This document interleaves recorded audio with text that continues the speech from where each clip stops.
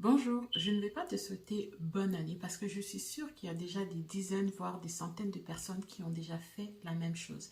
Mais à la place, je vais faire quelque chose de bien meilleur.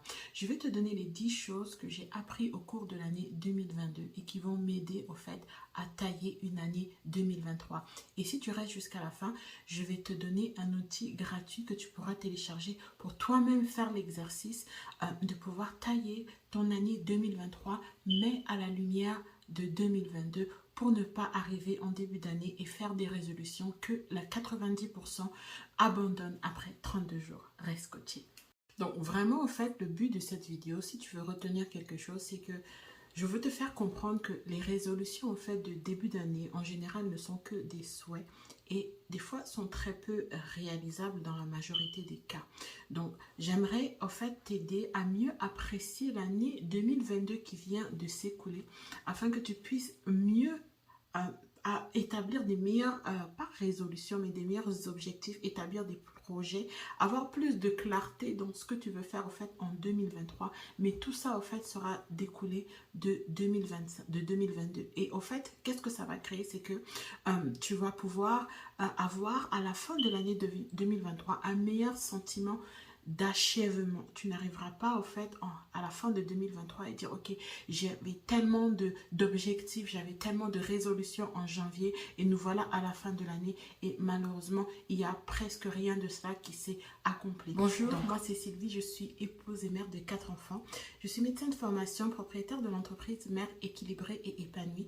Au sein de notre entreprise, nous aidons les mères à sortir de l'épuisement et retrouver sérénité et équilibre dans leur vie. Alors voici les 10 leçons ou bien 10 conseils que j'ai tirés de l'année 2022 qui vont m'aider et qui vont aussi vous aider à pouvoir avoir une année 2023 qui est plus productive en fait. Donc ce sont des choses que je savais déjà, mais comme cette année, depuis le mois de septembre, j'ai été un peu étirée et j'ai commencé à sentir au fait que je rentrais dans une nouvelle saison. Et comment moi je sais que je rentre dans une nouvelle saison? Ça veut dire au fait que les systèmes, les méthodes et les façons de fonctionner que j'utilisais dans l'ancienne saison commencent à ne plus marcher et je dois au fait recréer des nouvelles façons de faire au fait pour rentrer dans cette nouvelle saison. Et la transition, c'est que lorsque on shift d'un niveau de responsabilité à un autre niveau de responsabilité, à une charge de travail qui était moindre, à une charge de travail qui est plus élevée, ben, au fait, il faut revoir ces façons de faire parce que les façons de faire de l'ancienne saison ne peuvent plus marcher dans les façons de faire de la nouvelle saison. Et lorsqu'on n'arrive pas, au fait, à discerner qu'il y a un shift qui est en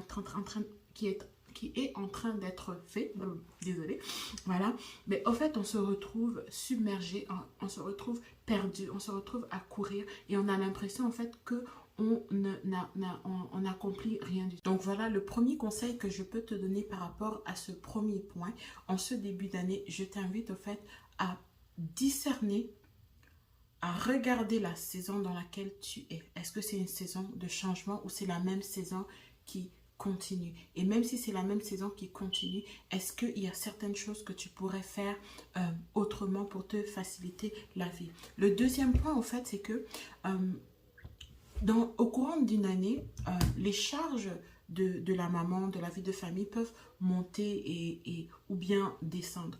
Je vais prendre l'exemple peut-être des temps des fêtes.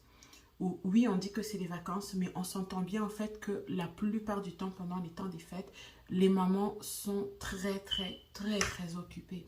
Voilà, parce qu'il y a les cadeaux, il y a la fête à préparer, il y a beaucoup de choses à faire. Les temps de la rentrée aussi, par exemple, juste avant la rentrée et juste après la rentrée, ce sont des périodes où les responsabilités vont augmenter. Donc, au fait, ce que je t'invite à faire cette année et dès le début d'année, c'est de commencer à anticiper en fait ces périodes qui ont des pics d'activité au courant de l'année et de les planifier au mieux, de voir ce que tu peux acheter, ce que tu peux déléguer déjà très tôt dans l'année pour que quand cette période va arriver au fait, elle soit moins à la course qu'elle ne l'a été les années précédentes. Je donne un exemple très simple. Souvent, nos enfants vont nous demander des cadeaux depuis le début de l'année, ou bien il y a des cadeaux qu'en 2022, on ne leur a pas offert. Mais garde cette liste de cadeaux. Si tu vas dans un magasin ou tu vas quelque part et une liste dans ton téléphone ou cadeau enfant, idée cadeau enfant, tu vas remplir cette liste-là et tu vas commencer au fait à magasiner dans des sites et commander tes affaires petit à petit, ou bien déjà établir ton budget à l'avance, cadeau pour enfants, et tu vas déjà avoir une longueur d'avance qui va te diminuer au fait ton temps de course, de fatigue de fin d'année à courir derrière tous les magasins pour avoir des cadeaux en dernière minute pour les enfants. Donc au fait c'est ça, c'est de voir qu'est-ce qui peut être anticipé déjà dès le début de l'année, sachant qu'il y a des périodes dans la vie d'une maman où il y a certaines, où les choses vont beaucoup plus vite. Voilà. La troisième des choses, le troisième point que je voulais partager pour une meilleure année 2023, c'est sur la culpabilité. Voilà. Alors, des fois, on commence l'année avec tellement d'objectifs, tellement de projets, tellement de résolutions, et on se retrouve à la fin de l'année, on n'a presque rien, on a l'impression, je vais dire c'est une impression, hein, on n'a presque rien fait de tout ce qui était sur notre liste, et au fait, on est découragé. Et souvent, des fois, ce découragement va venir apporter une certaine culpabilité parce que on va regarder les fils d'actualité des autres, on va regarder les photos des autres, on va avoir l'impression qu'ils accomplissent tellement beaucoup plus de choses que nous et que nous, on n'a rien fait. Et on va se culpabiliser et ça va créer, au fait, un sentiment négatif dans notre cœur. Et on ne veut pas ça. Il ne faut pas se culpabiliser. Dans la vidéo que j'ai postée sur Noël, j'expliquais au fait il faut regarder tout ce qui a réussi au fait. Voilà, et dans la saison dans laquelle tu es, avec les charges et les responsabilités que tu as dans ton plat, qu'est-ce que tu as pu faire? Et célèbre ça, et maintenant appuie-toi sur ça pour mieux faire l'année qui va suivre. Le quatrième point que je voulais partager, c'est que souvent on est très bloqué dans la planification et l'organisation, ou bien chercher à planifier, chercher à s'organiser, chercher à moins courir. Donc on est tellement dans une roue de hamster à chercher à faire ces choses-là qu'on ne passe pas à l'action. Donc si je veux te donner un conseil pour 2023, c'est arrête de mentaliser les choses et dire ok, je vais m'organiser, je vais trouver une solution pour m'organiser, je vais lire sur l'organisation et tout. Passe à l'action. Si tu dois prendre un coach, prends un coach, mais tout ce que tu lis, donne-toi la discipline au fait de passer à l'action sur ce que tu as lu, de l'implémenter avant d'aller écouter un autre conseil, avant au fait d'aller prendre une autre formation, avant d'aller regarder une autre vidéo. Voilà, donc ça c'est une grande clé au fait pour avancer sur les choses que on a à cœur et qu'on se donne comme objectif ou comme résolution en début d'année. La cinquième des choses que je voulais partager, au fur et à mesure que l'année avance, la vie d'une maman peut changer. Donc, dans une même année, elle peut avoir deux différentes saisons. Voilà. Et puis, il y a beaucoup d'imprévus dans la vie d'une maman. Elle peut se lever le matin et puis elle avait planifié toute sa journée, toutes ces choses qu'elle avait à faire. Et paf, au fait, elle se réveille, l'enfant a la fièvre, il faut aller passer la journée à l'hôpital. Ou bien plusieurs jours à prendre soin de l'enfant. Et voilà qu'on regarde tout ce qu'on avait sur notre fameuse to-do list dégringoler et on ne peut plus rien faire. Donc, au fait, il faut observer ces choses-là et comprendre au fait qu'on doit se mettre des temps qui sont libres pour pallier aux imprévus ou bien pour pallier aux choses qu'on voulait faire dans la semaine et qu'on n'a pas pu faire. Souvent, on est tellement occupé qu'on ne planifie pas au fait des temps libres pour combler les vides à rattraper, pour combler les choses sur notre to-do list qu'on devait faire et qu'on n'a pas pu faire. Alors, je ne vais pas débattre ici sur les to-do list parce que il y a plusieurs manières de faire des to-do list et la façon dont les gens le font, la plupart du temps, en fait, ça ne marche pas et ça crée en fait plus de frustration et d'impression qu'on n'accomplit rien en fait parce que la to-do list n'est pas faite de façon adéquate. Voilà. Donc, quand les charges fluctuent ou que les charges augmentent, ce qu'il faut comprendre, c'est que il faut voir que, comme je disais dans le premier point, ce qui marchait dans la saison d'avant ne peut plus marcher dans cette saison. Et par exemple, lorsque vous avez, un nouvel enfant vient, ben, au fait, le système dans lequel la maison fonctionnait doit changer parce qu'il y a une nouvelle personne qui s'est ajoutée à la famille. Et donc, c'est la même chose pour à peu près tout dans notre vie. Si on a un nouveau boulot, on a un nouveau projet, on a un nouveau travail, on ouvre nos BNL, au fait, il faut recréer des systèmes qui vont marcher avec les nouvelles responsabilités. Donc, si ça, ce n'est pas fait, on va se retrouver à ne pas être productif, à ne pas aller au bout des choses qu'on a commencé. Voilà. Donc, le sixième point, au fait, qui est très important pour cette année dans laquelle tu es en train de rentrer, c'est de prendre soin de ta santé mentale. Et je vois beaucoup en ce moment de la fragilité au niveau mental de la population en général. Et donc, ce qu'il faut comprendre, c'est que tu es ton propre capital. C'est ça, voilà.